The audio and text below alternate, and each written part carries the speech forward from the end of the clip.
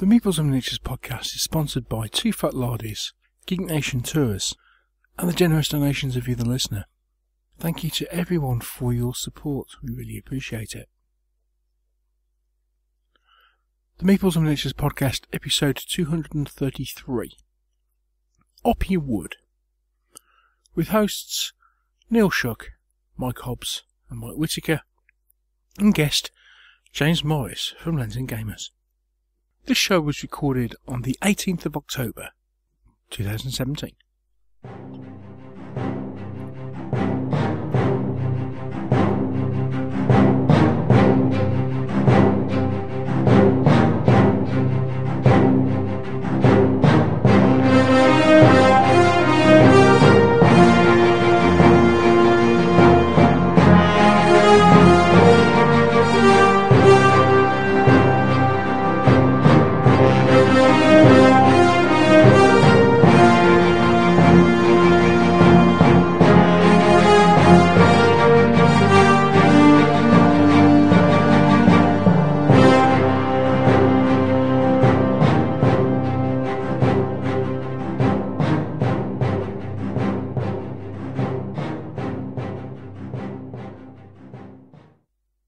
Hello and welcome to another episode of the Meeples and Miniatures podcast.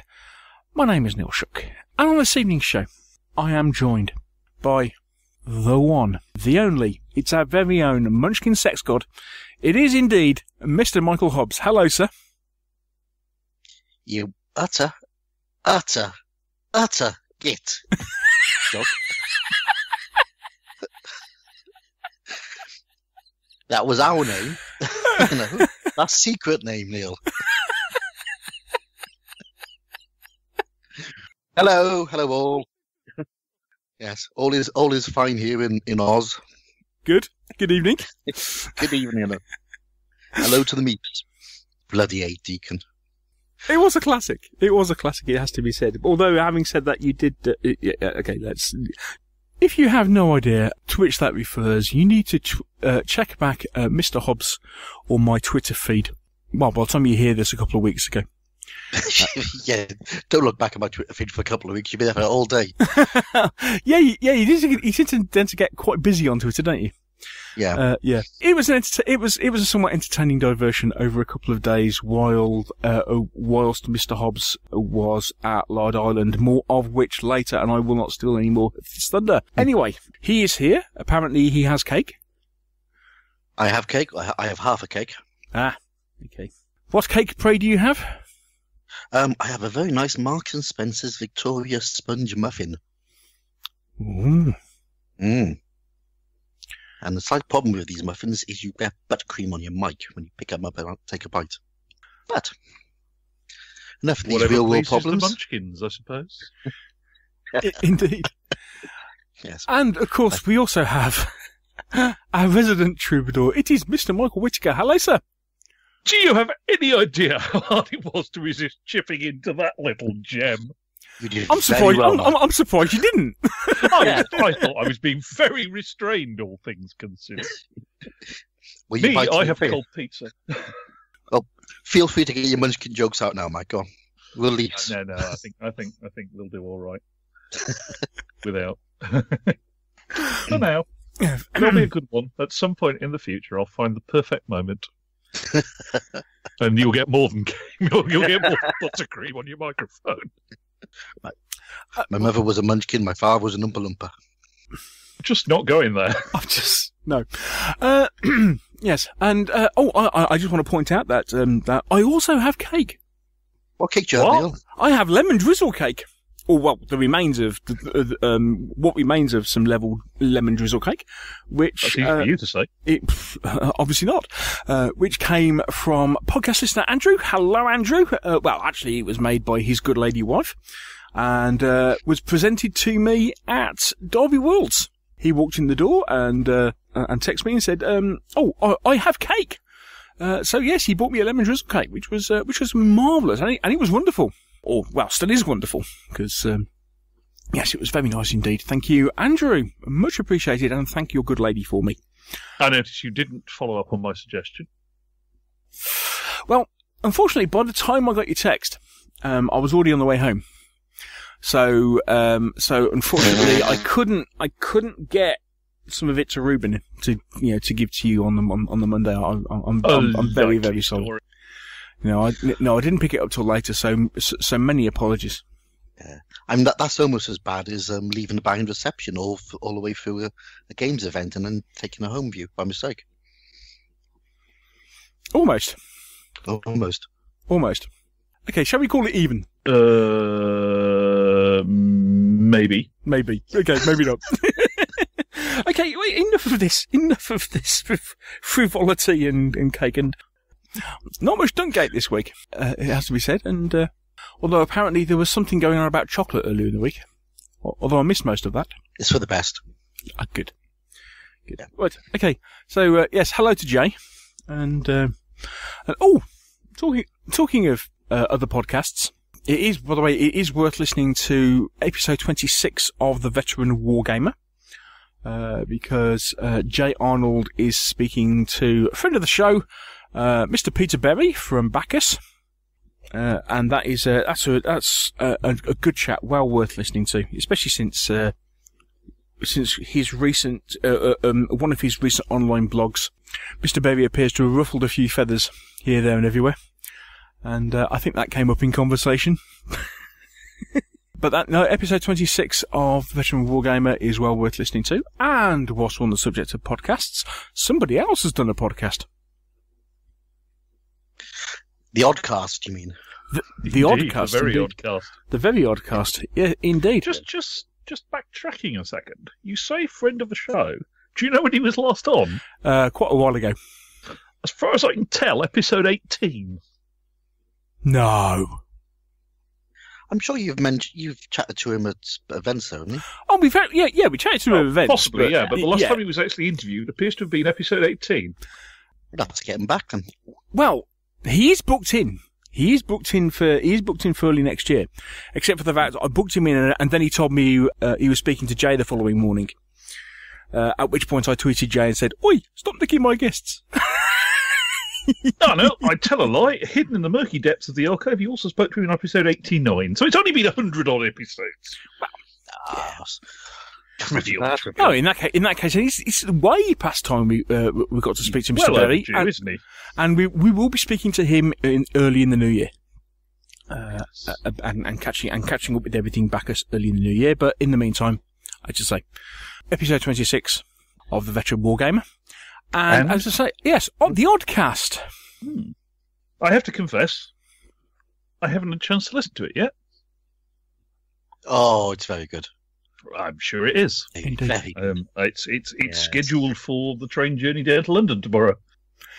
Indeed, it is. Yes, hosted by star of stage, screen, and the odd wargaming event. It is hosted by Mr. Sidney Roundwood. Yes, has Mr. Skinner and Mr. Clark from Two Fat Lardies. And the band. Don't forget the band. Oh, the band. Yes, indeed. Yeah, they got a house band. I was forgetting about them. Yes. Yeah, and the studio audience. It's got everything. It's well worth a listen. Yeah. Well worth a listen. As I said, it's on the list for the train journey down tomorrow. It will be. It will be something that will be cropping up on a semi-regular basis from the Lardies. But yes, it is well worth a listen. So that's the Oddcast. It will be appearing on iTunes shortly, but it's not there at the moment, basically because even in this glorious world of new technology, for some strange reason, a new podcast registration on iTunes does seem to take a while to get processed. So iTunes have to go through, there are various things that happen in the background before iTunes allows a new podcast onto their system. But it will be appearing on iTunes, but it's currently available to download on the Lardy blog, and I believe will shortly be appearing on YouTube on the Lardy channel. Oh God, they didn't video, did they? No, but I told Rich, Rich how to link his audio podcast into YouTube. Talking of which, I don't think I've ever really advertised the fact that you can get our podcasts. Okay, it's audio only, but you can get our podcast on YouTube as well. So I know several people have been listening to the show on YouTube and have been getting some very favourable comments. Thank you, guys. But yes, we're also available on YouTube. Anyway, so is now a good time to ask our listeners to maybe go onto the iTunes and perhaps leave us a nice 5-star review, because we haven't had many of those for a while. Yeah, it has been a while, hasn't it? Yes, since yes. That might be because Neil stopped asking for them. Yeah, I mean, we don't want to seem like we're begging, but we'd like to have some nice 5-star reviews. Only 5-star reviews. Anything less, write us a letter and we'll talk about it. That would be nice. Yes, Thank you. Do what he said. Much appreciated. Okay, shall we take a quick break? And when we come back, let's catch up with everything we've been up to for the last couple of weeks. And we have a metric shed load to talk about.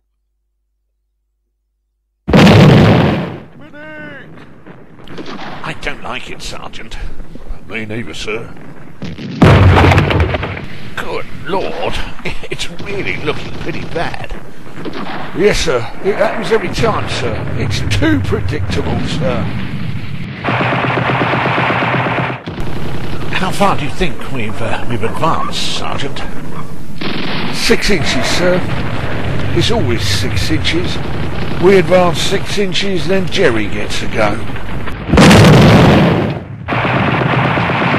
The lads are calling it Hi-Go, You-Go, sir. Hi-Go, You-Go? Good grief. And they don't like it, sir. Oh, not like it? Seems pretty straightforward to me. Rather like cricket. We have an innings, then the other chap does. Well, that's all very well, sir, with cricket, sir, but begging your pardon, it ain't like that, sir, in war. I don't think Mr. Hitler plays like that. What, Hitler? No, gosh, he'd like to go all the time. Oh, Lord, sir, lummy. Oh, well, sir, anyway, sir, it's like this, sir. If it carries on like this, Hi-Go, You-Go, me and the lads won't be coming to your Thursday evening games club, and that's the way it is, sir. Looking for more of a challenge with your World War II games? Are you tired of the predictability of Hi-Go, You-Go systems? Iron Bean Shopman provides real command challenges on an unpredictable battlefield.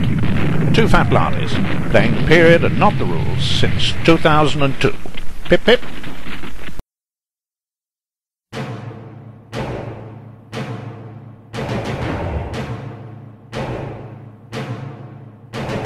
What have we been playing? What have we been buying? We might even have painted something. The Meeples and Miniatures crew reveal all.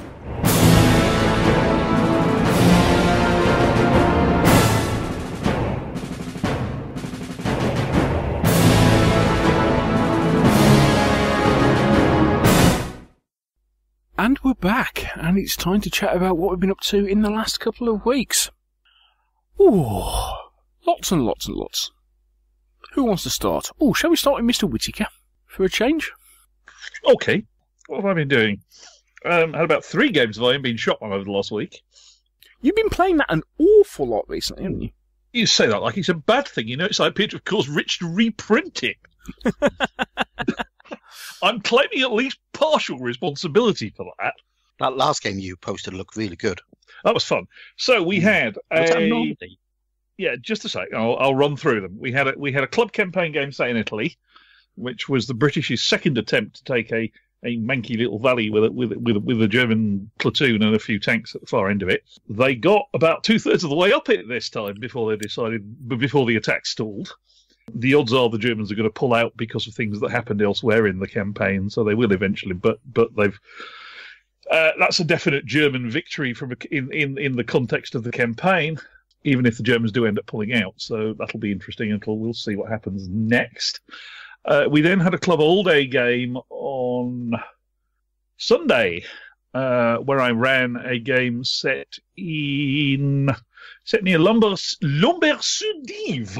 Oh, that's nice French place name, that, isn't it? For those of you who've got the Iron Bean Shotman rule book, the last scenario at the back, a Canadian VC, is actually set in Lumber-sur-Dive.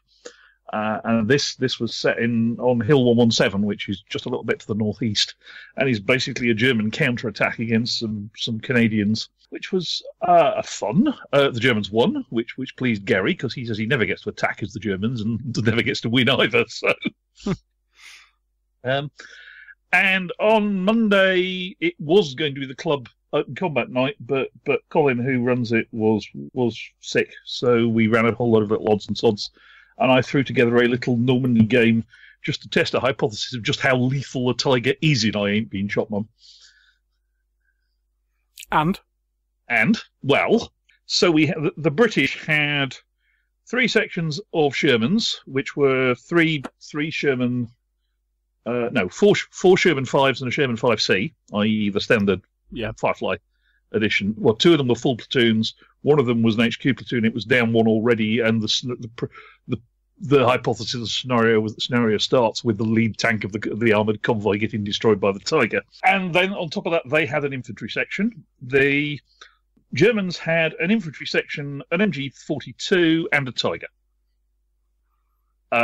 It should be noted that Tiger was, for those of you who are familiar with him, been shot by a top ace, which means if he chooses to activate as the ace rather than as the big man, he gets 5 extra pips to apply to any of his dice rolls while firing, after he's rolled and seen what the other guy's done. He also gets to ignore the first point of shock he takes, and he has 5 morale rather than 3, so he has 5 points of shock before he bails anyway. I think with hindsight, it would have been more interesting if the British had had fewer Fireflies, as the third of the 3 Fireflies did take the Tiger out, having lost the other 2 Fireflies and 2 Shermans already. Right. But, frankly, Tigers are hard.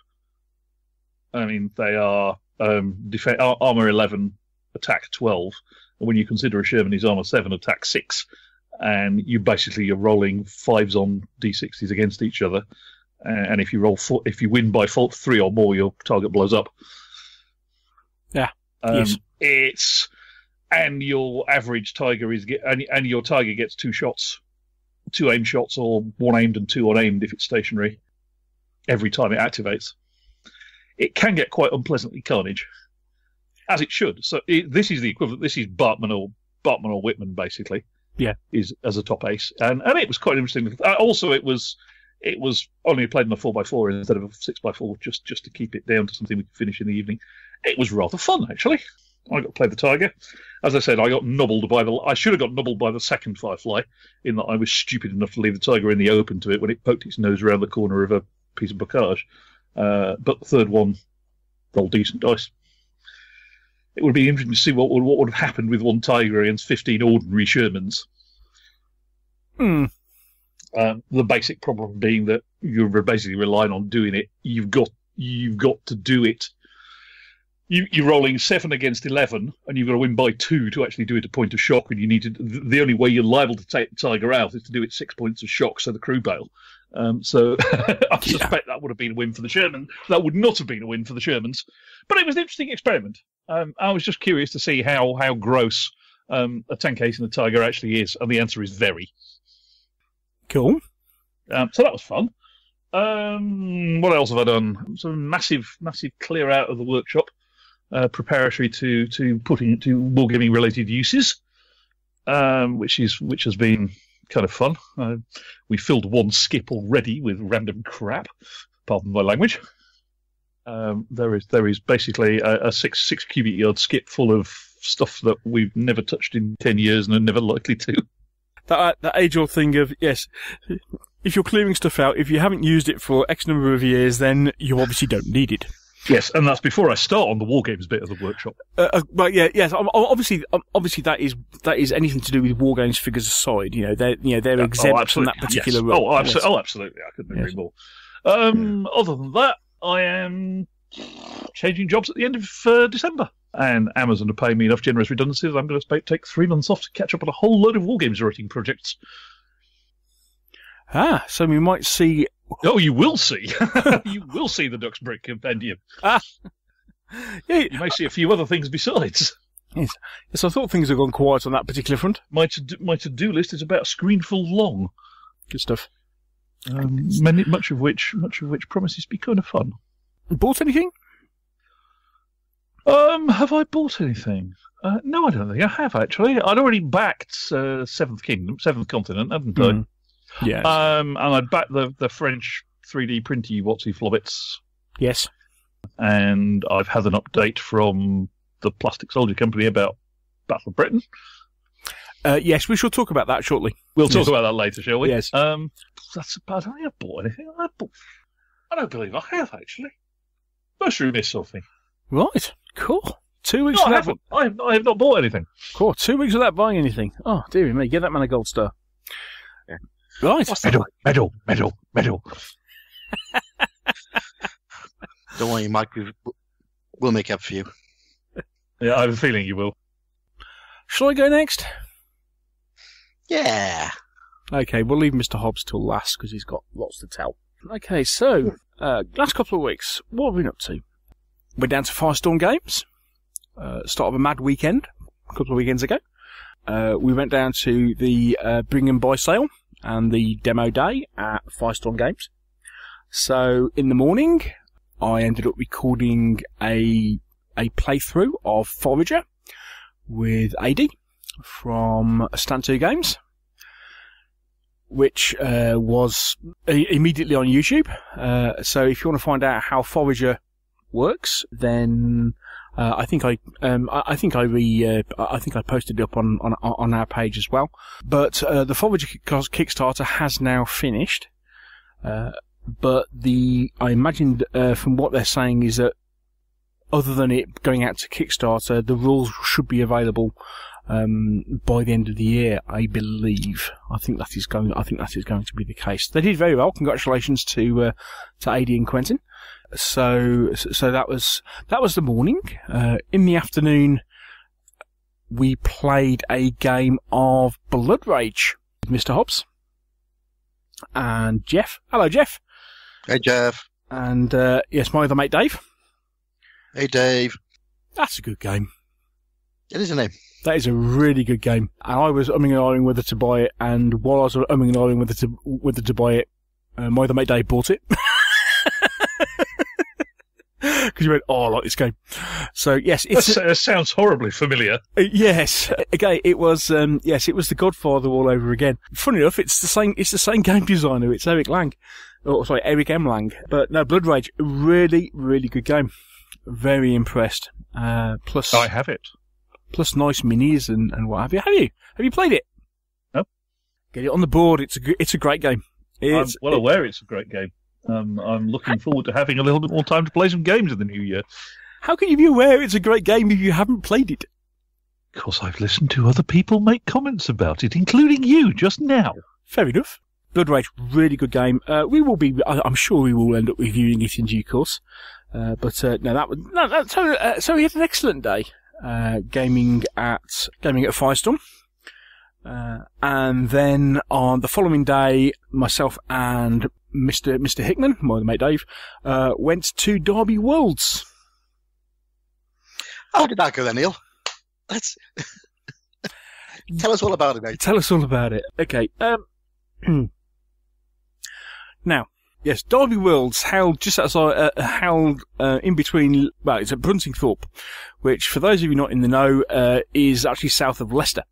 It's nowhere near Derby, and actually, it's in the middle of nowhere. Because if you're not aware, in its standard day job, Bruntingthorpe, amongst other things, happens to be a military vehicle testing site. So it's designed to be in the middle of nowhere, which doesn't make it a good place to reach, especially for anybody who's reliant on public transport, because there are no public transport links. Okay, so it's in the middle of the Leicestershire countryside. The venue was smaller than what we've had before, probably about a third smaller. The venue itself was perfectly fine. Disabled access was not great, which is unusual for a fairly modern conference centre. But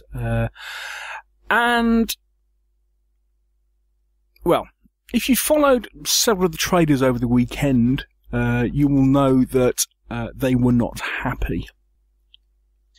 There was an awful lot of ubiquitous traders there, wasn't there? There were. Now, interestingly, there has been some feedback since from the organisers. Now, basically, the feedback is apparently they had to switch sites on short notice because Donington basically turned around and said they weren't going to hold. They didn't want to hold that particular style of event at the conference centre anymore. They just wanted to hold events more related to, well, motorsport and what have you. So they had to find another venue, and so this one was available, and so they went for it. Yeah. Very problematic. I wrote a blog about it. There's a lot of talk on it on social media. A lot of I spoke to several traders on the day. No one was happy. The official blurb since has come out basically saying that a minority of the traders were not happy. No one I spoke to was happy about the situation. Basically, very small trade space. Nobody got, or very few people got, the amount of area that they paid for. It was expensive, and it was packed in like sardines. And whilst traders around the outside had just about enough space for people to move around, anybody kind of in the middle, it ended up being a situation where if somebody stopped to look at a stand, you couldn't get past. There was less than 6 feet between storefronts. It was very tight. I mean, especially the way people display stands these days. A lot of the stands are quite tall. So actually, if you're in the middle of it, it's starting to feel quite claustrophobic. And the venue got warm, so it's warm. It feels claustrophobic, and an awful lot of people made comment that it was uncomfortable. They didn't feel they could stop and browse because they felt they were in the way. There were 2 or 3 people on the Sunday trying to get access through with either walkers or with wheelchair access, and it was like, yeah, good luck. Wasn't great. And I normally go to shows, and I mean, Derby's normally a great show for taking pictures of games, and there just wasn't enough room. Like, for example, around the Forager stand, around the Forager game, okay, if you were stood on the side of the table playing Forager, your backside was against the table next door. It was, yeesh. Yes, it was really tight in places. Now I know when we did not this year's Hereward, which was actually somewhat more spacious, last year's, I spent 3 days redrawing the floor plan, trying to make sure there was at least 5 foot and preferably 6 walkway everywhere. And I know we didn't actually get any complaints, so I can only conclude that Derby must have been much worse. If you want some ideas of the issues, for example, if you look on the I mean, I know some people haven't got Facebook, but if you've got Facebook, look on the comments on the Wargames Illustrated Facebook page, for example, about Derby. There's you can check on Bad Squiddo Games. Annie was very vocal about it. And to be fair, she was in a really rubbish place. She was right smack in the middle of this of the display area. Some people were fine. Some people were fine, especially if you happen to have an end slot on the trade stand. I mean, I spoke to Michael and Joe from Earthsworn, and they had an end plot, and it was their first time at Derby, and they had a really good they had a really good show. They really had a for want of a better phrase, a prime position. Most people were saying their takings were significantly down on what they would normally expect. I believe Ruben said that as well. Yeah. And you're talking between 25 and 50%. I understand there were fewer visitors, and I think there's got to be something to do at least with the location as far as that's concerned. Suffice it to say, not covered in yes. Not a great show. I took my mate Dave because I went, oh, Derby is a fantastic show. And it always has been in the past. It's been my favourite show. And we came out, and Dave went, I'm not going to that one again. That was horrible. And this is from somebody who is, outside of the hobby, but has just gone along. I mean, he went to the other Partisan a few weeks ago, so he's seen like what they've done with something like the other Partisan. And then something like this, and he wasn't impressed, and that's from somebody who effectively an outsider. Yeah, I mean, it just sounds like they forgot the basic rules of Feng Shui. They should have just put like a water feature in the corner or something, just to, enhance the whole vibe of the thing. Yeah, something like that. Yeah, I mean, apparently they're there for the next 2 years, and they are working to change things and make more space and what have you. So, what about this Eons 1 game that they produced? Aeon 1 show. Yeah. Have you had interesting comments about that? I've had a lot of interesting comments about that. Most of which we can't broadcast. No. No. I think.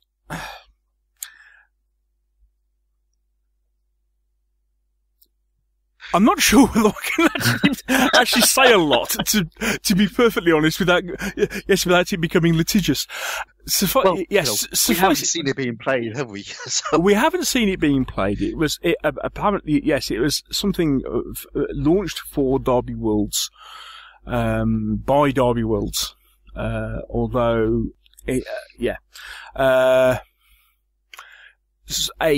sci-fi game. I think it's supposedly a warband skirmish type game. It's got Vikings in it.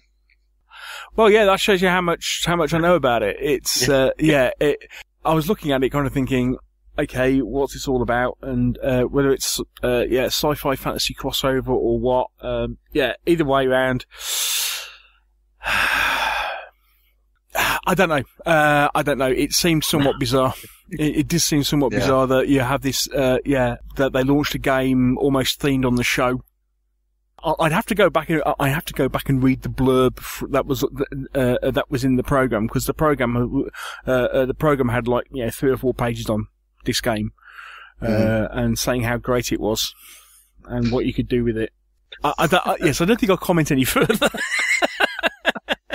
I'm just going to say that there was a fantastic picture when they were talking about Eons 1, and it said, and here's the game, and there was a picture of a 6-foot table with this very glum-looking bloke sat behind it, surrounded by all these boxes, and nobody else there.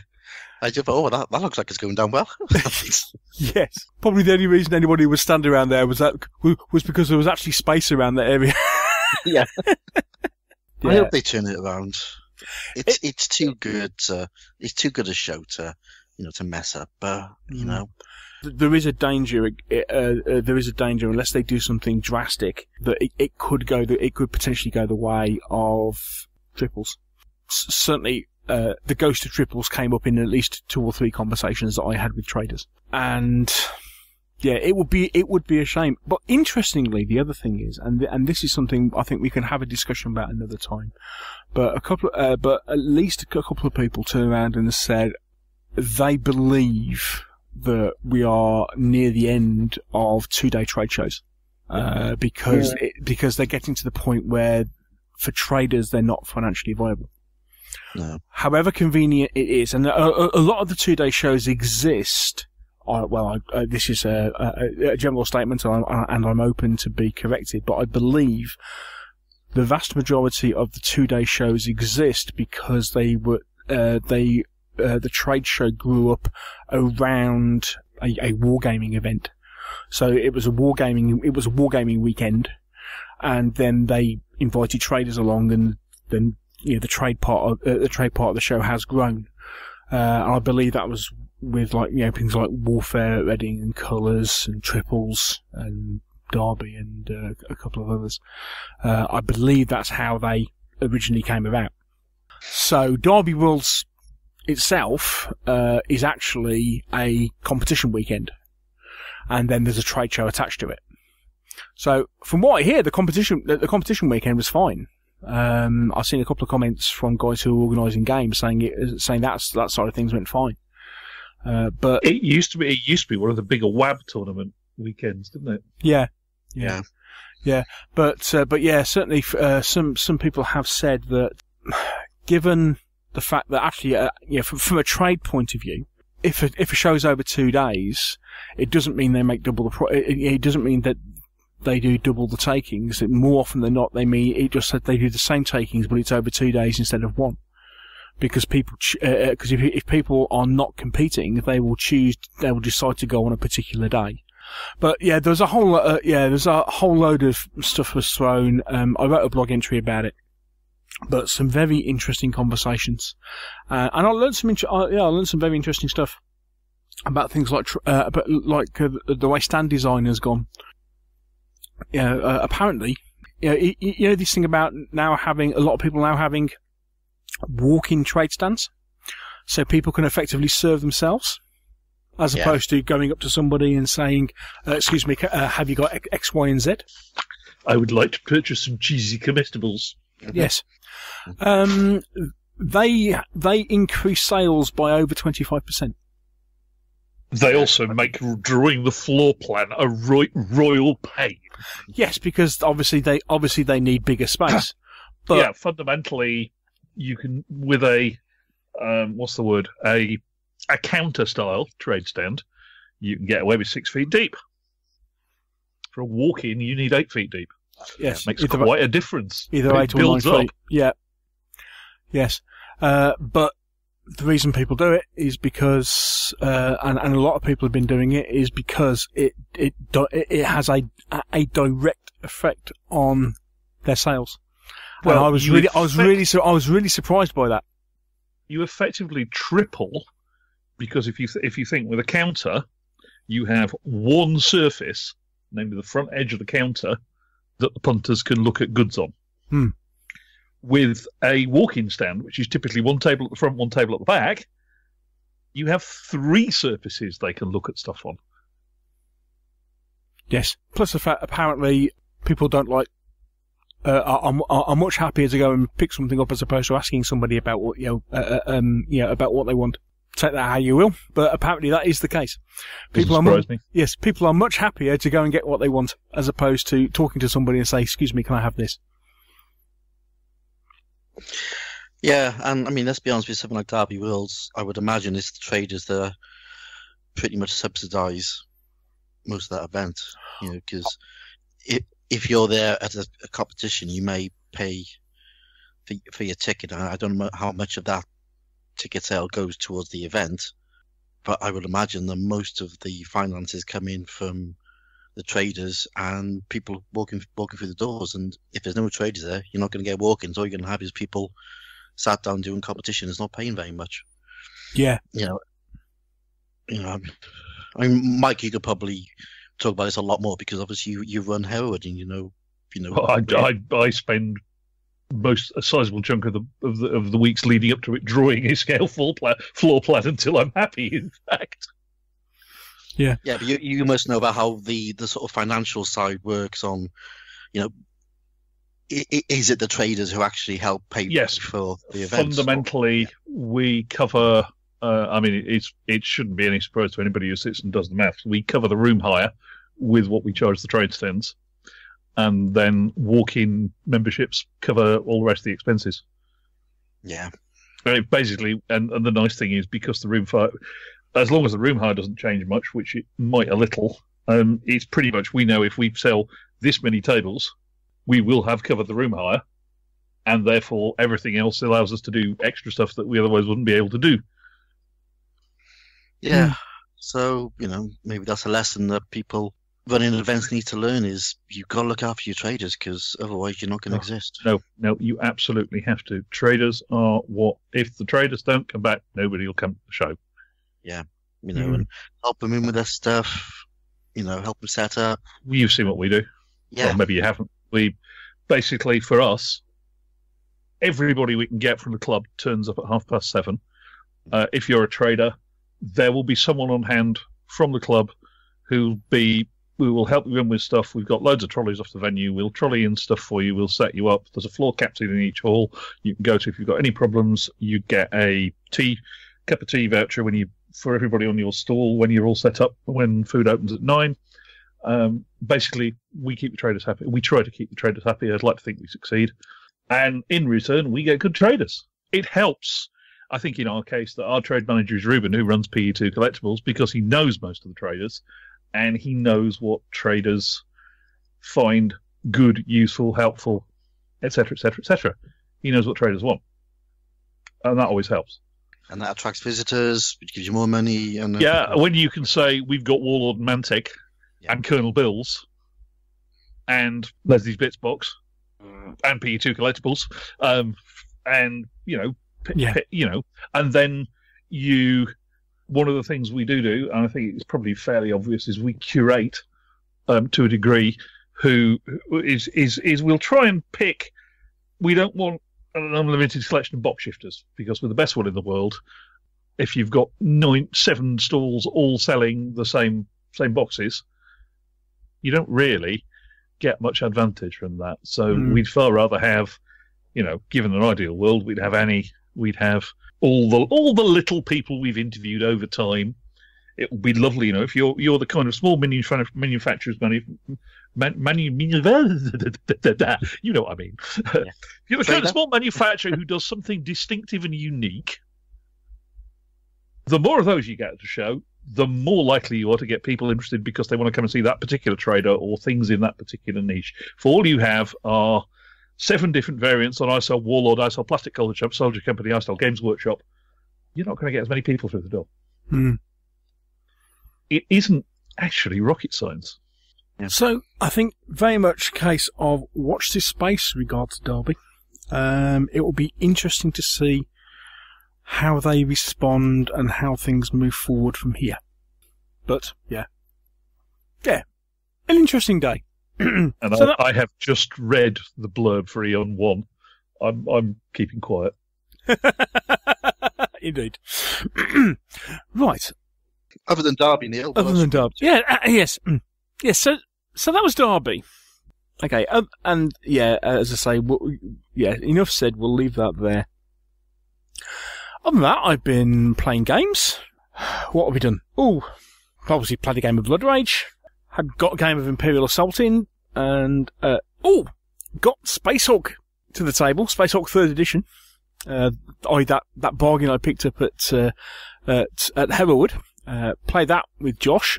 Yeah, that's a hit. That'll come back.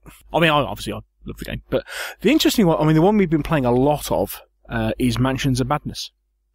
The 2nd edition, the one that is controlled by the app. I mentioned that. I know I mentioned this last time because we were talking about, the Imperial Assault getting an app.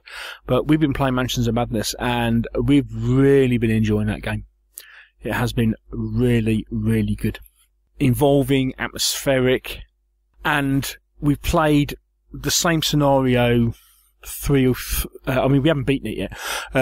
We've been so close, but we've played the same scenario 3 different times. And okay, there are key things that happen in the scenario. So obviously, once you played it once, some of the surprise goes because you basically know what's happening. But each time, the layout of, you're examining, you're in a mansion, the layout of the mansion changes, the layout of the rooms change, where particular items are items change, as opposed to, some items you can find. Say things move around, and you get different monsters. So it is like, it's not like all of a sudden, when you play the same scenario again, it is different. The game is intelligent enough to change things. So it changes within parameters, and enough that it does make 4 different playing experiences. And it was great having that oh shit moment. And I won't edit that out because it really caught us on the hop the first time we got to this point, and a monster turned up, and we looked at it and went, "Oh crap!" Yes. They're always great, those moments, aren't they? Yeah. It's one of my favourite games of the year, and it's I've been massively impressed with it. Massively impressed. So Mansions of Madness. It's second edition, really, really good. Highly recommended. And I'm sure we'll end up doing a full review of it, but at some point. But yeah, I've really been enjoying that. Ooh, what have I bought? Second hand, bought a copy. Well, actually, it wasn't because it ended up being new. Bought a copy of XCOM, the XCOM board game. That's the Fantasy Flight one. Thank you, Mr. Deacon, and thank you to Mr. Hobbs for being a Sherpa. You're welcome. Although, as it turned out, I did actually run into Mr. Deacon on the Sunday anyway, because originally he was going to Derby on a different day, but all plans changed. So, but anyway, yeah. So got XCOM. Is there anything else I got? Back to Kickstarter. Back Mythic Battles. Still haven't backed Seventh Continent. Still undecided on that. I don't know. And plus the fact you can always come here and play it. Well, this is it, and Mr. Hitman's backed it, so it's not as if I don't know anybody who hasn't got it. I don't know. I mean, I know Hobbsy showed it to me at Cardiff, and I don't know. I'm still in two minds. I don't know. Anyway, by the time you hear this, I'll have either backed it or it would have been too late. Yeah. Anyway, so played the game of Forager, as I said, which is a really good game. I really enjoyed Forager. Oh yes. Battle of Britain Kickstarter turned up. Popcorn time, people. Everybody go and get your popcorn. Mr. Whittaker, have you opened your box of Battle of Britain yet? Have you received your box of Battle of Britain yet? I have not received my box yet, at least not as far as I know. Really? Ooh, that's interesting. But then I've not actually been in the house for much of the last God knows how long, so... Oh, okay. I have not been made aware of its arrival. Nobody has pointed me at a Royal Mail collect your post, you pilchard notice anywhere. So, no, as far as I'm aware, it hasn't turned up. It would have been delivered by UPS. Oh, sake, it's probably, pardon my French. Oh, dear me. It's probably sitting outside in the front garden and somebody's nicked it then. It was delivered by UPS, I believe, because I had to go and get mine from the local drop-off point. Right. People are not happy, I think it's fair to say. Okay, so got my box, opened it.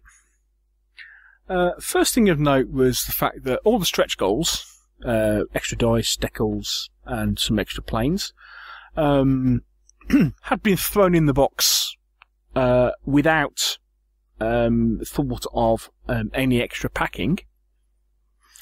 And this includes obviously some plastic planes. As it turned out, my plastic planes were underneath the box, so this box had been resting on top of them. Advertised when the Kickstarter came out, one of the things that the Kickstarter advertised was the fact that Plastic Soldier Company were experts in producing plastic planes. And so, they will be giving their expertise into producing top quality components for the game. Plain board is great. The cards are really nice. All the paper and cardboard pieces are good quality. I can hear a but coming here. Yeah, I'm just waiting for the however or but. It's a pretty big one. The planes are pretty awful, and it was really surprising. You have seen the message from PSC on the subject, I trust. We will give full disclosure on all this. This is why I'm going through the thing. Okay, so the planes as produced in what we received were made from soft plastic with all the issues that you tend to get when you use a soft plastic compound when producing gaming components. Okay, bearing in mind, obviously we're dealing with planes here. I went through all the all my components. I think I found probably 3 or 4 planes that didn't have any sort of warping on their wings.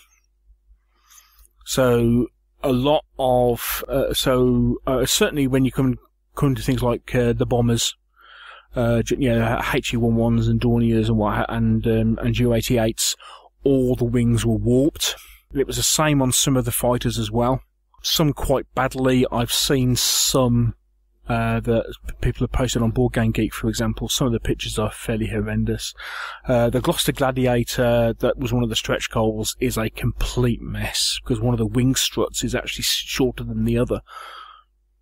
I don't know. I mean, I can't see how that passed quality control. I really can't because the model physically doesn't hang together properly. So it was always going to be warped.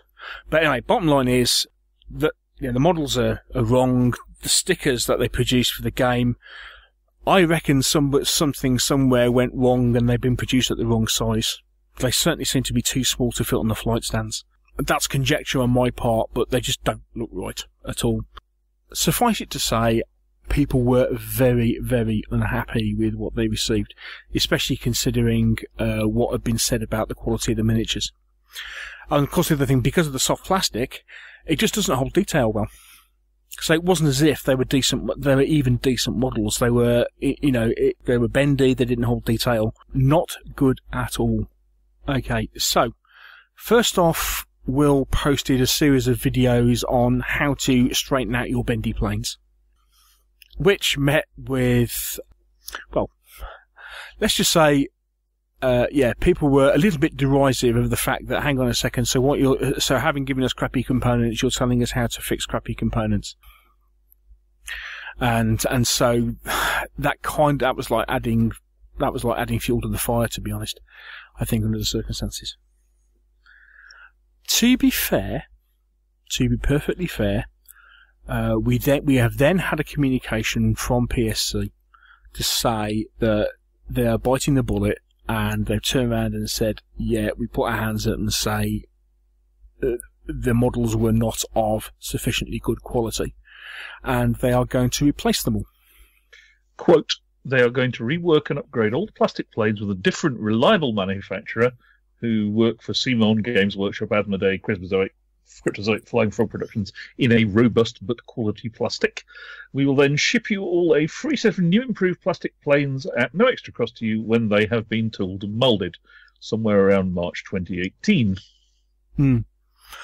So, which, full marks for biting the bullet and doing that. I suspect it's going to be a bit of a sting financially.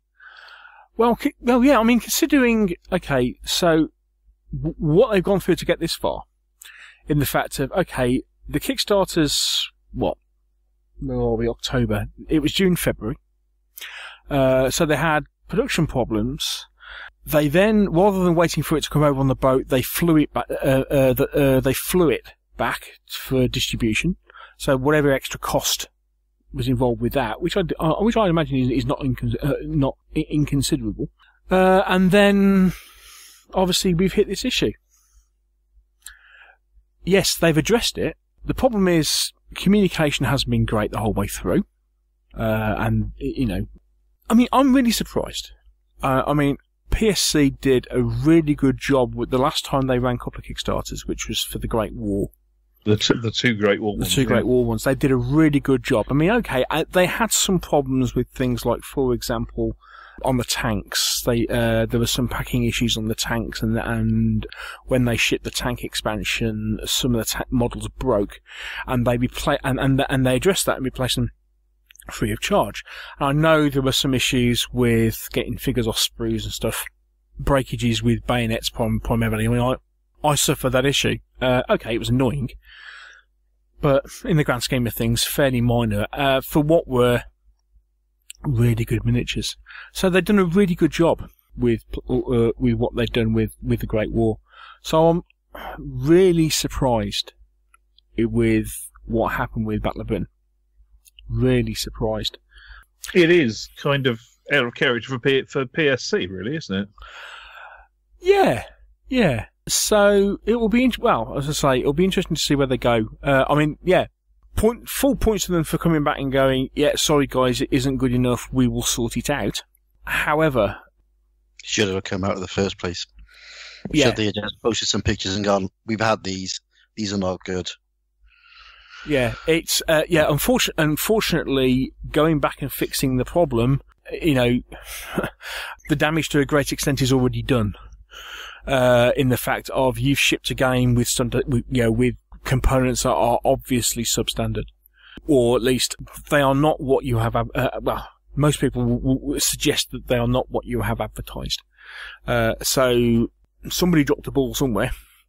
Yes, they're making up for it now, but yeah, damage might have already been done. So, however much they try to fix it, there are some people who, there are some people who will definitely turn around and say, well, that's fair enough, but, I won't back you again. Yeah. So, real shame, but there we go. So that was an interesting, an interesting aside. Mine have not turned up yet. Which I also find interesting because I thought they'd all shipped, it will be worth tracking back to see whether yours has shipped yet, mate. I shall give it till the end of the week. But I will be. There's nothing I can do about it until I'm no longer in London on a security conference. So. Fair enough. But I would suggest. Well, I will be interested in hearing your comments on component quality. Printed material. Great. No problem at all. Really good quality board and everything. And apparently the mat, because they produce like a big mat for it as well. And apparently the big play mat is decent. So everything else, fine. Okay, that was me for going on for a long time about stuff. Blimey. Mr. Hobbs. I'll try and keep mine succinct. Okay. But I may have a bit of news. So go on then. Go on. Let's go for the boring stuff first. So, painting and modelling. I've done a Lord of the Rings Fellbeast, and I've started on my Rohan figures. Oh, yes. How is your Fellbeast? It's lovely. It's very, very nice. Is it okay now? Yeah. I've repaired the tail twice. Twice? Come on, what happened? Tail fell off. Yeah. How did the tail fall off? Well, I was painting it and I banged it on turned it around in my hand and banged the tail on the table. So in short, you were a Muppet? No. It's a funny fitting. It's like it's not a billion fitting on the tail. So I've had to pin it properly and yeah. But anyways, that's done. Mm-hmm. Only got another one to do. Well, now you know what to look out for. Yeah, indeed. I'll be pinning the tail straight away. I've had a few games. I was at the Firestorm Bring and Buy with Neil, and I was next to AD McWalters, and I was doing some Over the Hills sort of demo games, which is always fun when you got the guy who wrote the rules stood next to you. No pressure. No pressure. So that was fun. We had a game of Blood Rage. That was videoed as well, wasn't it? That was videoed, yeah. Because that's on the end of the Forager video. Yeah. Because you're playing with Jeff. Hello, Jeff. Hi, Jeff. Yeah, we had a game, so that was fun. There was another game I played, which I'll come back to. I'll circle back to the other game I played. Okay. Because it was a bring and buy, I bought a few bits. Oh yes, I've forgotten about that. You didn't buy anything, did you? Yes, I did. Did you? What did you buy? I bought a couple of X-wing ships. Oh, that's right. Yeah. And then I bought some paintbrushes. Ah. Yeah. Okay. Paintbrushes, people. Yeah. Okay. Yeah. Insert joke of choice here. Okay. Yeah. Carry on. Yeah. Have you heard the one about Neil's painting? No. Neither does anybody else. Yeah. So I bought a few bits at the Bing and Buy. There was a very nice man there who had some very old RPG stuff. And I picked up a copy of RuneQuest's Solo Quest from '82 and the US first edition of RuneQuest book. The US first edition? Yeah. Ooh. I've got the British version. I've actually got a reprint of the US one, but he had them both together as a bundle, so I'd probably be rude not to. I also picked up some very old white dwarfs from back in the day. when White Dwarf used to do RPG stuff. Oh, you mean when White Dwarf used to be a proper gaming magazine? Yeah, back in the day. Back in the day. Again, thanks to the Grognard files and Daily Dwarf for putting me on for those.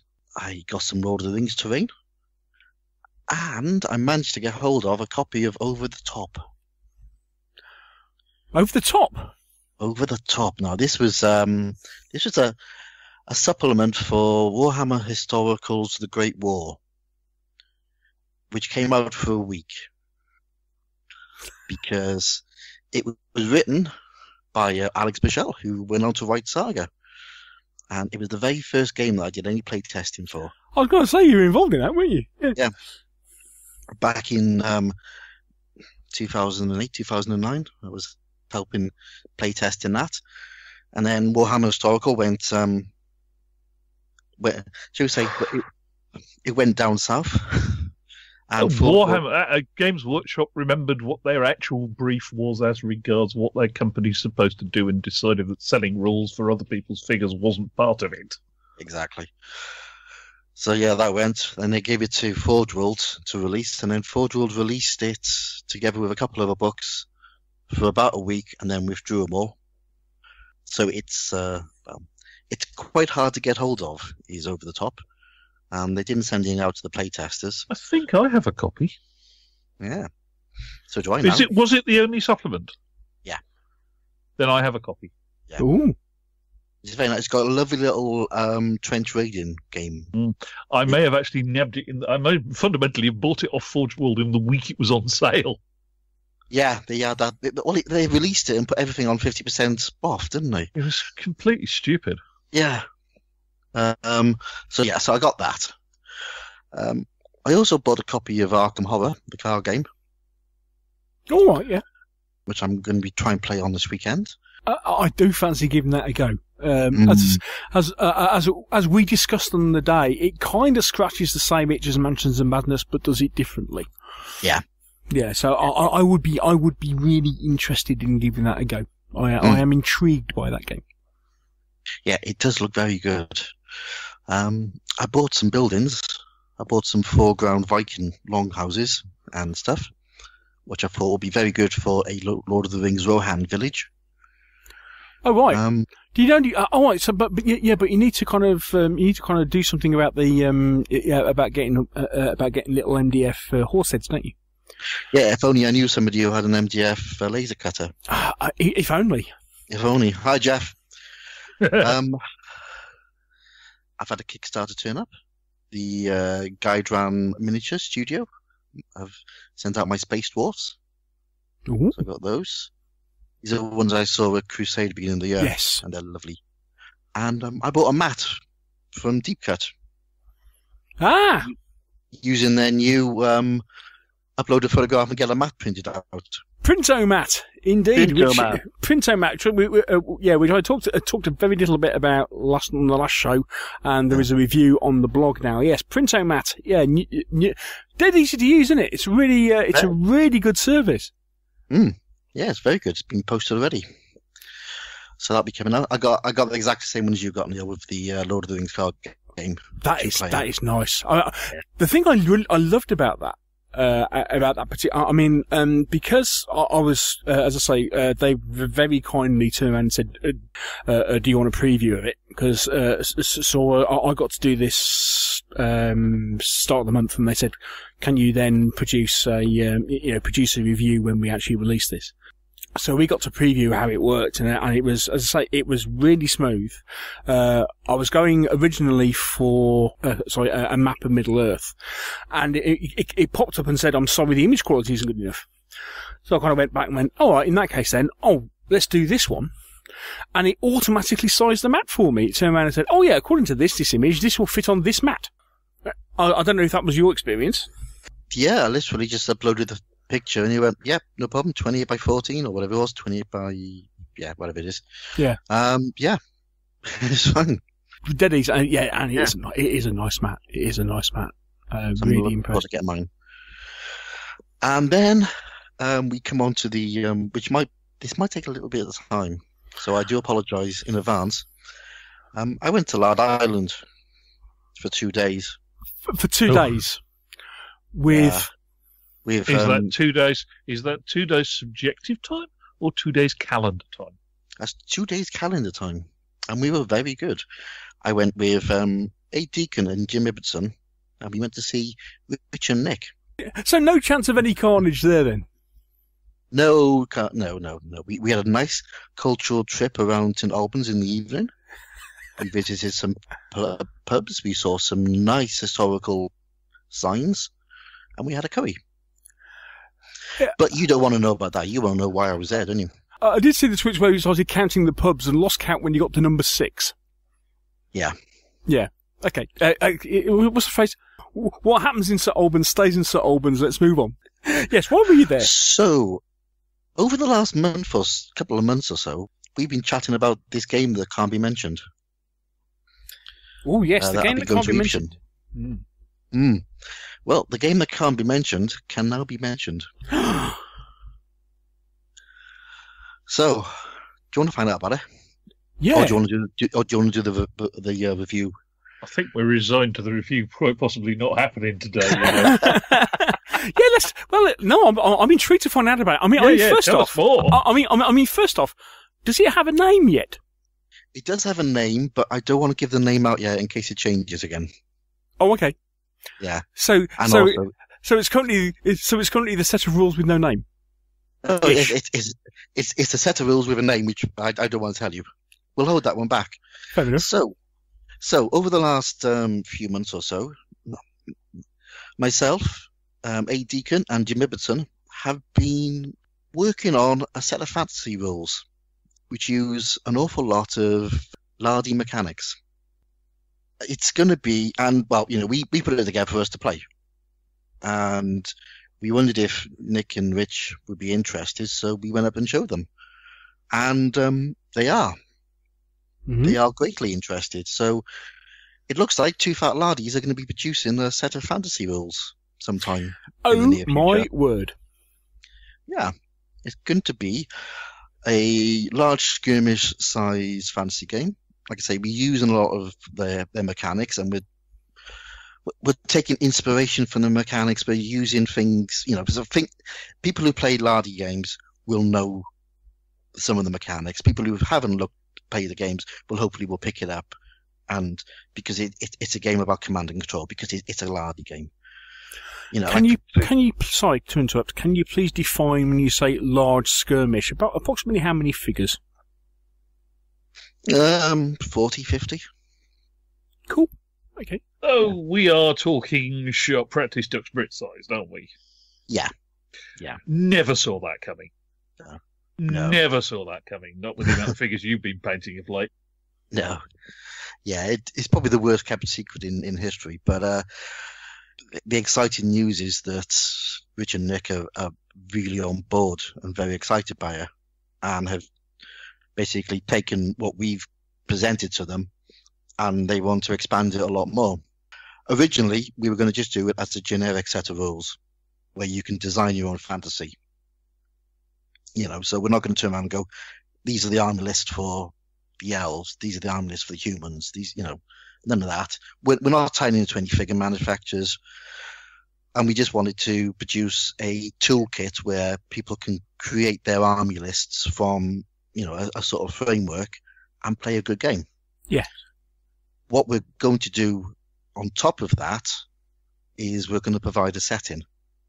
So we are going to be doing a bit of world creation. Mr. Clark has picked up on that one. Yeah. This is Mr. Clark, who doesn't do fantasy. He's now writing the fantasy background. This is Mr. Clark, who doesn't do fantasy, who has got a list of outstanding things he's promised for Easter that would keep him going until Easter 2030. Yeah. He's writing the fantasy background, and he's very excited about it. So we're going to create a background. We're going to put in some army lists for people to use straight off, so people can just pick up the game, pick up the figures they got, and play a game. But there will also be the toolkit in there where people can create their own army lists to sort of live in that environment if they want, or they can just, go off and do whatever they want. I've been using it for Lord of the Rings. It was fitting lovely for that. If you had an army for another set of rules, I'm pretty sure that you could make the rules work for those armies as well. Well, I've got this Night Watch army. it would be perfect for Night Watch. I may have a Mantic Elves army as well. It would be even better for Magic Elves army. So we're basically trying to cover all bases. We know you gotta, you know, if you're gonna do a game like this, you've got to have a background. You've got to have something for people to tie into and just play, you know, straight from picking up the rules. Because let's be honest, war games can be a bit lazy. You know, and this is in fact a fundamental problem. Much as I love it with Quadrant 13. Yeah.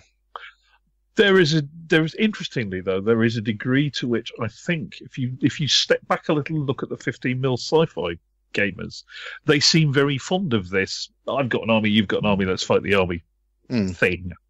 But it always bugs me about Q13 that there isn't a setting. Yeah. So we're basically trying to appeal to both sides. We want people who have got armies and want a way of playing them straight away. We want people who've got armies and want to maybe take something that we create and tweak it a bit.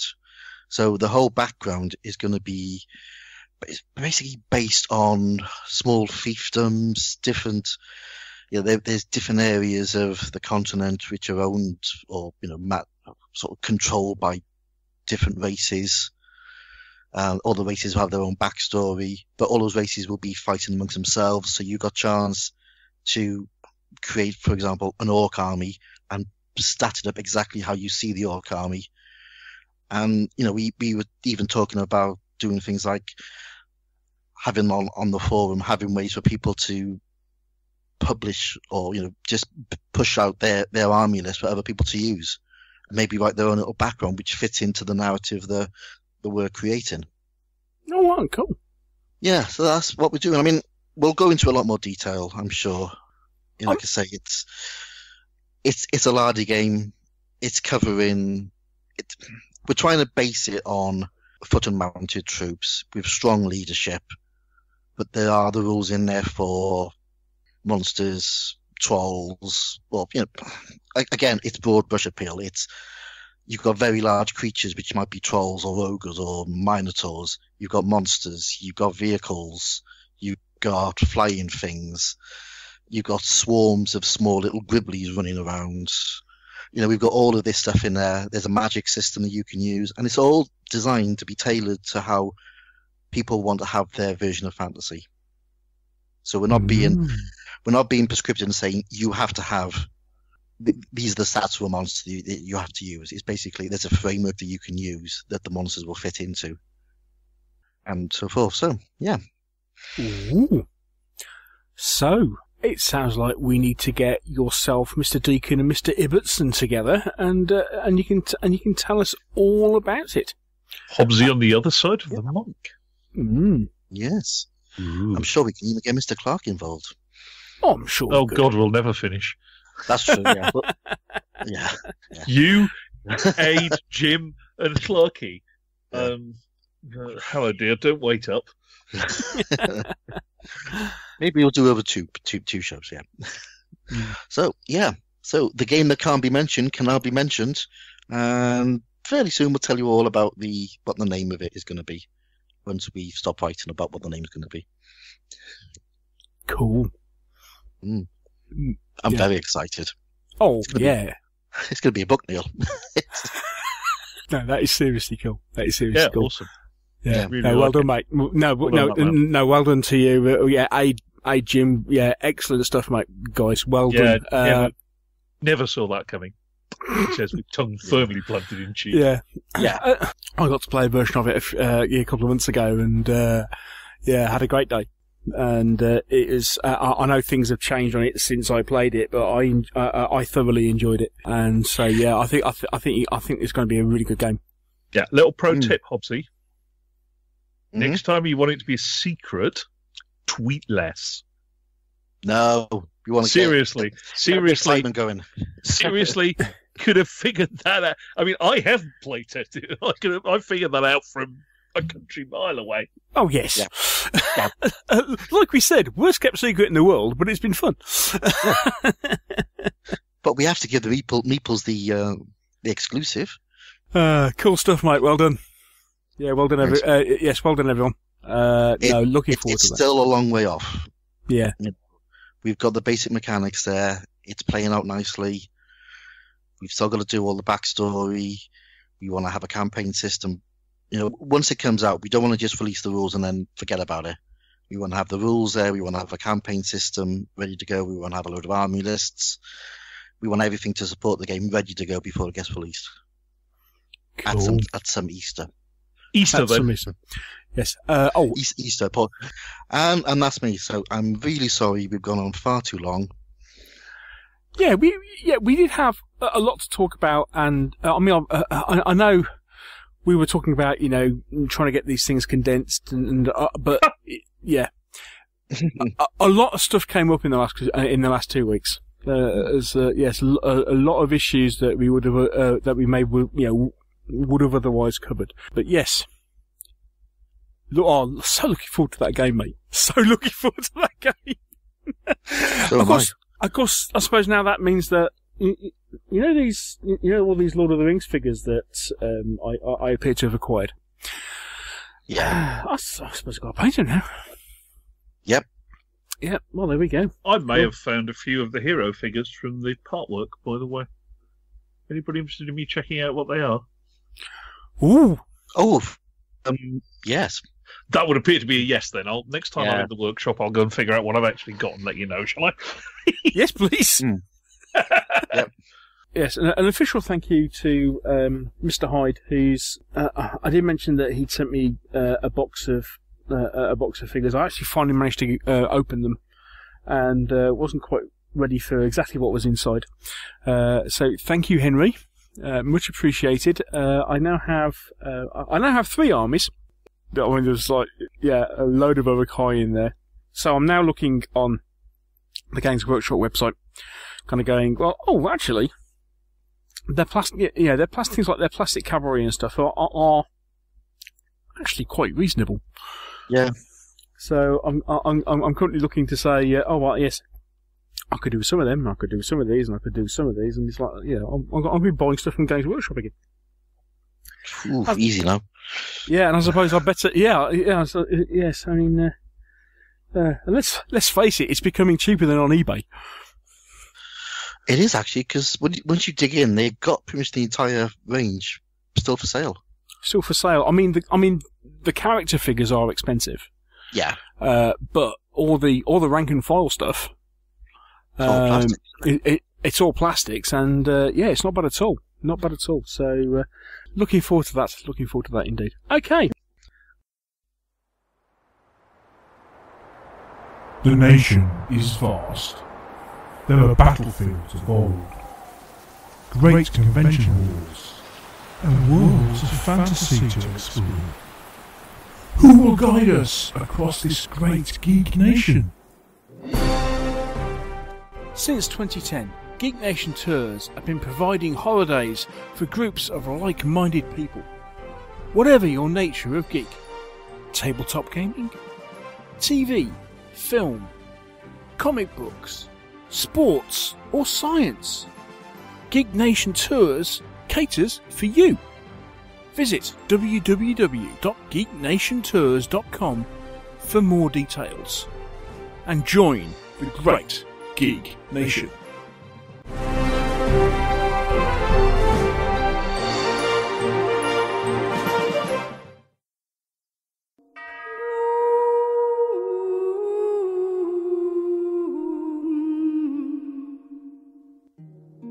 Have you ever wondered what's going on in wargaming?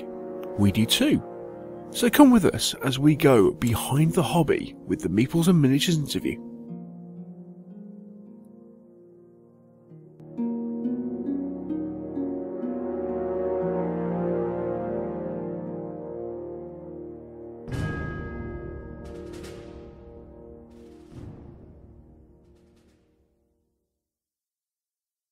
For the feature part of our show on this episode, we're going to do something a little bit different, but maybe something I'm going to do more often in future.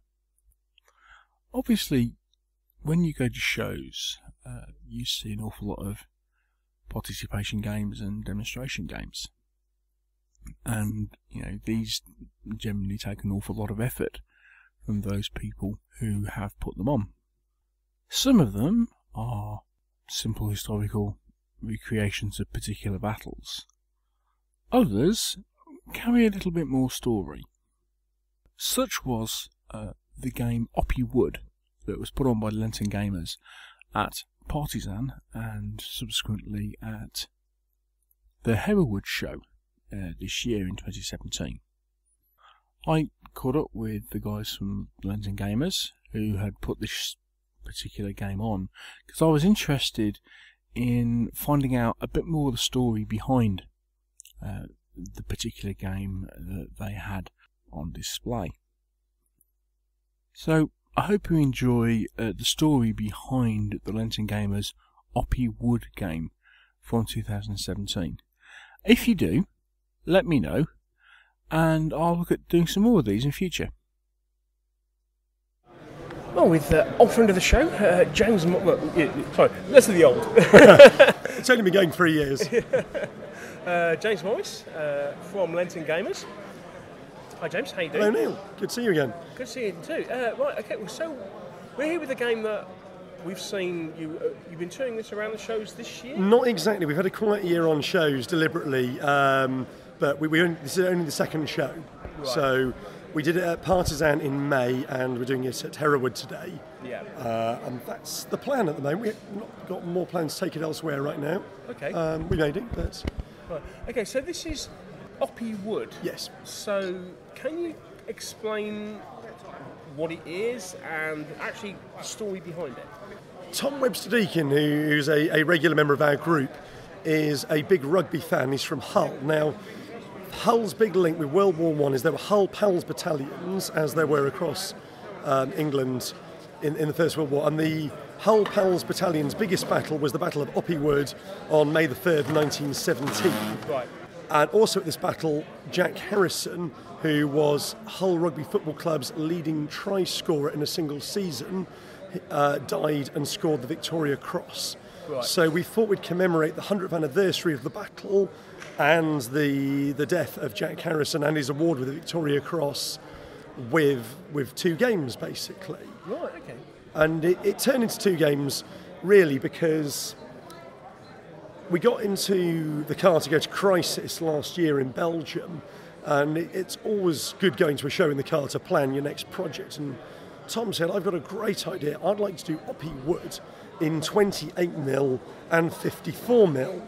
Right. And I said, 54mm, no way, you are crazy. Yeah. And 2 hours later, we'd agreed. We decided to change the sizing to 12mm and 54mm for the miniatures. Yeah. Because I'd already started collecting the 12mm Callistra models for World War I as a side effect of my Fort Vaux and Verdun project. And I already had a German army, and we decided that we could do a better depiction of the grand sweep of the battle with the 12mm figures, and then to produce a 54mm skirmish game to show the close-up of the action and the heroics of Jack Harrison taking out a machine gun nest, basically. And I think one thing that really hit us with the Fort Vaux game we were touring in 2016 was that we really enjoyed doing a participation game, but also that a quick playing participation game was essential. Yeah. And we'd quite enjoyed writing our own rules. I am not a rules writer by any stretch of the imagination. What we decided to do was to show the big sweep of the battle using the 12mm figures and Peter Pig square bashing rules, which take a couple of hours to play, but to show the main participation element using 54mm figures with a game we knocked up that takes about 20 minutes to play. Cool. So that was the goal, and because we'd already done on our way back from Crisis last year, we went to Arras, we went to visit Oppy Wood and to do the battlefield tour, that we decided to have an educational element, if you like, to show a display showing the research that we've done and what the battle is based on in the centre of the table. So it's a three-part table. We have the 54mm skirmish game at one end, which is a zoom-in of the action, if you like. Yeah. The middle part of the table, which is the information end, and the far end, which shows the whole battle in progress, showing all three Hull Pals battalions in action on the morning of May the 3rd, 1917. So that's basically the concept. We don't like to just do a standard game. We like to do something a little bit different, and you get a lot of families at the shows, a lot of people with passing interest, and I think the display and participation elements are a really good way to get that across. Yeah. without just doing just one massive demo. Now, as you were going through this, it seems that you've got actually family involvement in this particular? Yes, this was completely unknown to me actually before we went to Arras. Tom really had driven it from it's not family history in Tom's case, but Tom is a proud Hull football rugby club supporter, and he knew all about Jack Harrison, VC. So we went out there to research that story. And while we were over there, and we were driving to Arras, I was on the phone to my mum, and she's very much the family historian. She said, well, while you're in Arras, you've got to go to the memorial for the missing, where there's the names of 35,000 British troops whose bodies were never found from the Battle of Arras. Mm-hmm. Because she said, my great-uncle Reg Follett is on there. And Follett's quite an unusual surname, and we went there, and Tom found his name within 2 minutes, because I knew he was in the Royal Flying Corps. The Royal Flying Corps, I've got on the display here, he's on the memorial because there are only 1,000 names on there. It was quite easy to find his name. So we dug him up, and I put this on Facebook, and this is very much how kind of the world of the internet and modern technology has influenced the project. I stuck it on Facebook saying, amazed to find one of my ancestors on here because we came researching somebody else. And within 24 hours, Dan Mersey had got back in touch with me because, I mean, Dan's well known for his Osprey rules set, but Dan is also quite a World War I aviation buff. Right. And he had recognised the Follett name from being one of the Red Baron's victims. So within 24 hours of finding this out, I then discovered that my great-great-uncle had been shot down and killed by the Red Baron himself, which was quite incredible because I knew a bit about World War I aviation. Obviously, everyone knows about the Red Baron if you're interested in World War I planes, and then it turned out he was one of his victims on April the 28th, 1917. So not only that, he'd been killed only a couple of miles away from where the Battle of Oppy Wood had taken place. Yeah. And I went back to the War Games Club the following Thursday, and Mike Bradford, again, one of our big aviation buffs at the club, appeared wielding a book which had a 2-page account of the shooting down of my ancestor in it, which was just astonishing. Wow. And I mean, it's fortunate in a way that he was shot down by the most famous pilots of the First World War, because that means a lot more has been written about him than many other pilots. But there he was, and because he was an artillery spotter, he'd been shot down. He was caught in a classic attack. Literally, the Hun came out of the sun. He'd been in the air for an hour. He'd only been flying 10 days, so he fitted the exact stereotype of people in the Royal Flying Corps in Arras. Bloody April. He only had 10 days in the air. He was shot down. He didn't even see him coming. Because he was in the back of the plane, he was flying a BE-2E. Mm-hmm. He was hit from behind. He was mortally wounded, but the observer survived, and then obviously gave a very detailed account of what had happened in the plane. Nobody else saw it happen. But they crashed into trees near Palvez, near Arras. They were rescued by a German artillery crew right next to a German gun position behind German lines. They were both rescued. Reg Follett died of his wounds, but they were both taken to hospital, and Reg's wedding ring was given to his observer, who then took it back to his wife after the war, the story is. So it was just the most amazing thing, really, with the power of the internet and so forth, making connection with people that I knew who found out all about this incident for me. And so we have commemorated Reg. We've got his aeroplane as well over the battlefield. Yes. Obviously, he'd been dead for 5 days by the time of this, and the Red Baron was on leave. He went on leave at the start of May, so he wasn't involved in the battle, but we have him commemorated anyway with aeroplanes. And yes, but that really brought that home to me, and then because of that, I spent quite a bit of time researching what the artillery spotters and reconnaissance pilots had been doing in the battle, which kind of, to bring us back to the 12mm battle, it was very much based on an aerial reconnaissance. Yes. We've got an excellent top-down photo, an excellent plan view of the wood on display, so that showed me what the wood looked like. We've also got the trench maps and the period photos, and the trench maps obviously would have been drawn up based on the work of the pilots in the war, and that was very much the basis for building the game for the 12mm figures. I think it's the first time I've built a game that's been as accurately mapped out. Well, maybe borrowing the Fort Vaux game as well, where I built the interior of the fort to scale. Yeah. But it's the first time I've done it on that kind of wide sweep. It was a real experience, actually. So how long did it actually take you to put all this together? We dreamt up the concept of the game in November 2016, on the way to the show, and we premiered it at Partisan in May 1917. So probably slightly more than 6 months to put the whole thing together from start to finish. Yeah. The cloth took more time than I was expecting. It is a £7 piece of fleece fabric. I spent more on spray paint than I did on the actual cloth itself. But once I'd got into it, I spent quite a bit of time trying out new techniques. Yeah. I'd been really inspired by people's blogs on the internet. The Chain of Command Facebook group has got many. There's many guys doing amazing jobs out there with different types of cloth, but especially fur fabric. Yes. Teddy bear fur is ruling the battle tops of the world at the moment, and those inspired me. I needed something a bit different, so I bought extra fabric and spent quite a lot of time playing around, trying out different effects before I used it on the main cloth. Yeah. So we've got cut-out shell holes. I was burning it with a heat gun.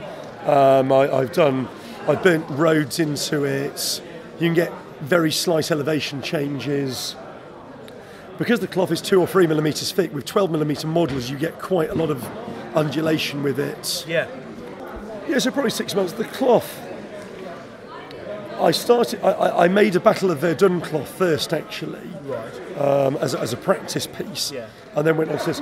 But I probably built the cloth for this in about probably 3 weeks, I reckon. What took longer was just gridding it out, getting the maps right, deciding how to gauge it on. Because it is a gaming cloth, I wanted to game Peter Pig's square bashing rules on it. Yes. But that meant, with the restrictions of playing on the historical battlefield and getting it right for square bashing, that I had to spend quite a bit of time on the computer, laying grids out on it, testing it out, see if it would work. Yeah. Just from a scaling point. Yeah, absolutely. Because I wanted to include Oppy Village on the battlefield. Yes. Which square bashing works on a grid 6 squares deep normally. I made my grid 8 squares deep to make sure we could fit the village on it. Right. Okay. The village doesn't really play a lot of parts in the game, but to get the look of the aerial photos, I needed it Yes. at the back, basically. And because the village wasn't very expensive to do that kind of village really well in 28mm is a really big investment. Well, yes, quite. But these are all cheap buildings I've smashed up with a hammer generally and a pair of clippers to produce the effect. I estimate if I'd sitting down to do that from start to finish, you're probably looking at 2 or 3 months maybe. Yeah. But as ever with the Fort Vaux project as well, I found that planning the game really takes the time. Yeah. A lot of it is fun time. You can sit there in the car on a long distance haul, on the train or whatever, sit there with your sketchbook. It's enjoyable. You're doing the research, all this stuff is going through your head, the scale of the war, what was going on, what you want to show. And you are thinking about the game at a show as well at that point, because although I am pleasing myself a lot of the time, we're trying to communicate what happened in a battle, and you see some really good games at the shows that don't communicate very well what actually happened in the battle, and we're all pleasing ourselves. This is a hobby, we're all doing this for fun, but sometimes I see games where the wider sweep of the game on the show doesn't show me what was happening, what was going on, and I felt when you've put that much research into a project, it's nice for it to have an impact on what you do, and also to show that research in your display at the show. Because also at shows, although we like to be social chat, some people just like to come along and quietly have a look. Yeah. You're into that kind of part museum, part show thing. Yeah. So, as far as the 54mm side of the game is concerned, I mean, like for example, where do you source the figures? Their arm is in plastic. Tom Webb-Sadikian hunted these all out for me, really. When he said, let's do 54mm, he'd already sourced where the figures were going to come from. Oh, okay. Their arm is in plastic. It's a company that does... They're recent. They're not, remoulds of old Airfix. And they do a World War I British and German set. And they were fine. The German ones, there's a couple of slight camp poses, but really what we needed was a machine gun and about 10 or 12 Brits on the table. Right. The German machine gun is a giveaway from Del Prado magazines. Oh, right. You know, when they do these magazine giveaways where you buy a Partworks magazine and you get a figure pre-painted each week, that costs us, I don't know, 12 quid on eBay or something. But the boxes of figures are kind of 8 or 10 quid a box. Oh, right, cool. And we both had a lovely time painting some up. It was back to our youth, but doing it properly. Yes. Without Airfix gloss paints. And actually, we used modern washes, we used Army Painter undercoat spray, so being able to do it with the knowledge of how to do it properly, modern matte varnishes, it was a real treat. So we just knocked up some paint figures, and we kind of wanted it. It didn't really matter that the poses weren't all really authentic looking, because we wanted a toy soldiery look to the game. Yes. It's a pretty grim battle, Oppy Wood, and I didn't really want to invest the time to build a kind of museum quality death and destruction. We more wanted a fun, here's a loose simulation of what it would have been like. Yeah.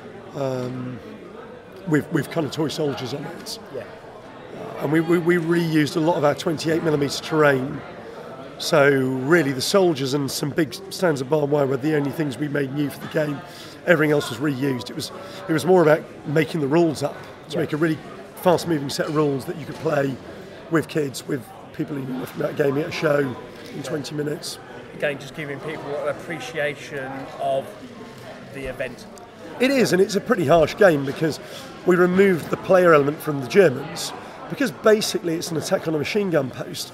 You've got a German machine gun that's going to fire at you every turn, as long as it's not jammed or distracted or whatever. So the game really, if we play with a team of people, they all play as the Brits. You've got Jack Harrison, the lieutenant, leading the survivors of his section with a Lewis gun for covering fire to try and work their way forward through the shell holes, try and take out a German machine gun post with grenades, and really that's all that matters. So the German gun is automated, it shoots every single turn unless something else happens, and it will automatically shoot anybody who's not in cover, then it will shoot anybody who's fired at it, then it will shoot at the nearest people who are in cover. Yeah. So being in a shell hole is good news. Yes. And we have aeroplanes flying over, as happened in the game, in the battle. We have snipers up trees. We have the machine gun jamming. If you give covering fire, you've got a chance of putting the machine gun down for a turn. And it works really well. And it's really got me in simple rules. And I think, talking to Rich Clark and other people at shows, simple is in for me at the moment. I like something that I can play in 2 hours down the club. Yeah. And obviously participation games, we're different to the Americans. We talk a lot about American shows. Our ex-member Scrivs has gone on to the US and is now running games at shows over there. And it's a very different setup with games running where people book in to play a 2 or 3 hour slot. Yeah. We need a game where it only takes 20 minutes. I don't see many people at British shows sitting down to play for an hour and a half. You can do, but the vast majority of people want a taster. Yeah. And that's what you get with this, really. So I'm pleased with that, and we'll do it again, definitely. Whichever project we'll do next, we'll do some kind of participation elements on a small scale with it, because it really brings it to life. And it's something different, having it big scale, small scale. Yeah, as you say, it's like, okay, so we have on the one side the full attack, and then right concentrated down to, okay, this actually relates to this small part of that battlefield, actually it's this bit here, sort of thing, yeah. I like the zooming in, zooming out element, because it means you've got something where you can show people the big sweep of the battle, but then you can play a small section, and in practicality that works really well. Actually, when we did the Battle of Karen game, I built a small model, A4 size, that fits in a really useful box, just to get my head around the terrain, because Google Earth is a bit ropey on Eritrea and East Africa in general. But I'd got the maps, and I'd built myself a scale model of the battlefield just to show. We took it around the shows. It's very small, but it means you can show people where the actual battle is taking place. Yeah. And I'll do that again. I think I like building stuff to scale occasionally. Yeah. I think I've gone for a lot of my wargaming life doing ancients and medievals and Warhammer Age stuff, playing stuff that's very fast and loose with figure scales, game scales, and when you play ancients a lot, walking the battlefields, a lot of the time with Dark Ages, you're on your best guess. Yeah. You don't know if that's the actual battlefield. You've got very little evidence. You're walking. It's changed since then. It's been farmed. It's been built on. You're doing your best guess of what it was like. and it's a real treat to come forward in time and pick up something where you've got the maps, you've even got photos, you've got the eyewitness accounts, you've got aerial recce accounts and stuff, so you've got a lot of sources to build a kind of more authentic battlefield from. I suppose as long as the game's still fun, then I'm up for it, I guess. Yeah. Brilliant. Well, Cheers. James, thank you very much for your time. Great to talk to you as always. Cheers. And really interesting project. Thank you. Thank you very much. Cheers.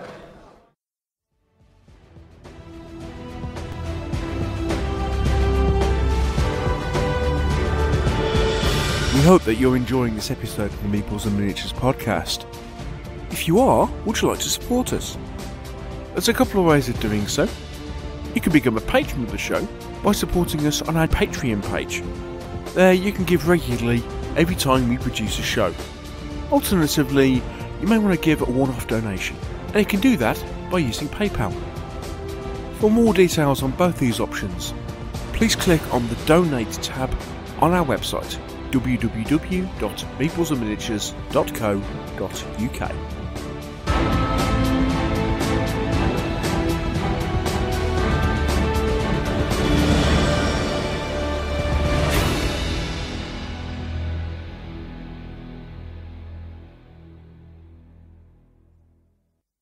So, I hope you enjoyed that insight into putting a game together based on real events and history that have been in people's past.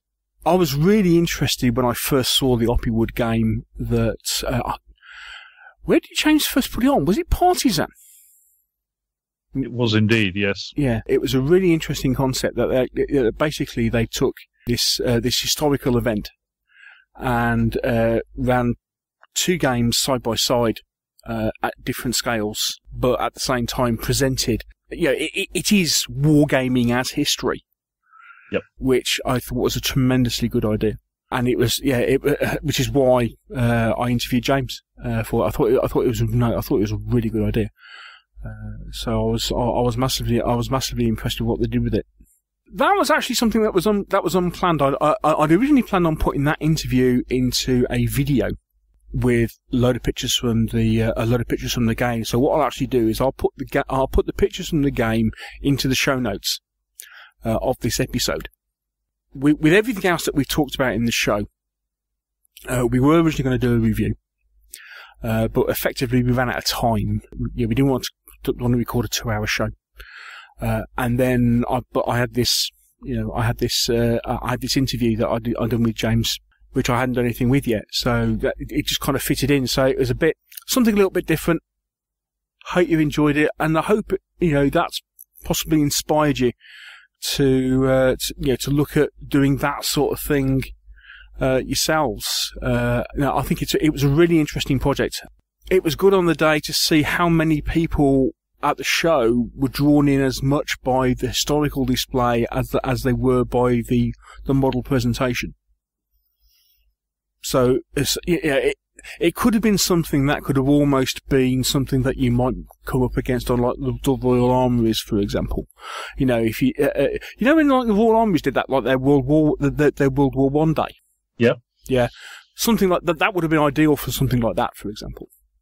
And especially when you get things like, Milton Keynes show. The Milton Keynes show that takes place in, what's it called? Campaign? Campaign? Is it Campaign? Yeah, this is the one that takes place in Milton Keynes Shopping Centre. That's right, yes. Yeah. Where we did the Dambusters game once. Yes. But again, presenting that form of game where you've got wargaming as history. Yeah. We really enjoyed doing the Dambusters game there. Yeah. For exactly that reason. Yeah, because you did a similar sort of thing, and you had and you had displays of some bits of Lancaster. That was it. Yeah. And in fact, it's coming back to Hammerhead next year because it's Dambusters' 75th anniversary. Oh, cool!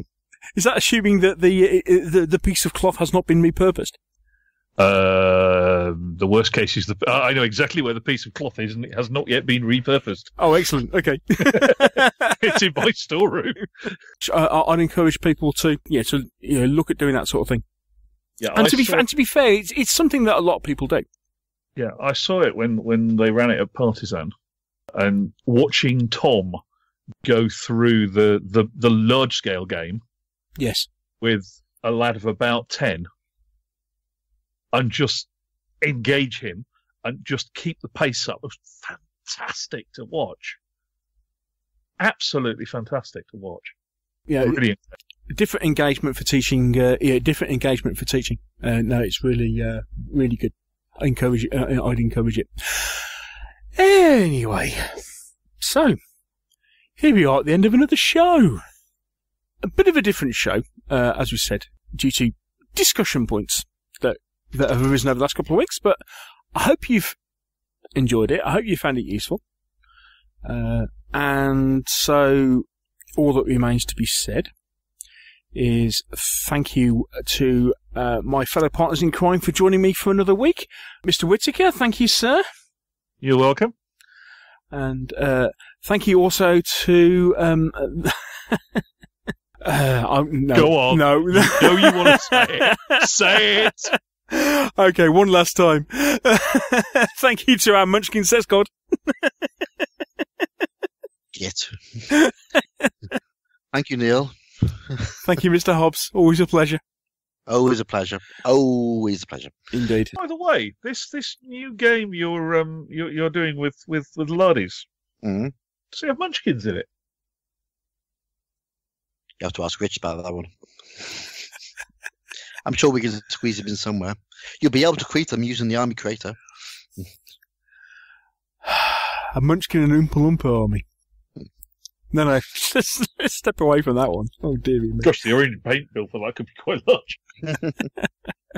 Yes. And on that note, I think it's time that we got out of here. So yes, thank you to you both for your time. Thank you one and all for listening. Hope you've enjoyed it. And we will catch up with you again in a couple of weeks. So until then, take care, everybody. Bye-bye. Roll good dice. Bye. We'll see you in a couple of weeks.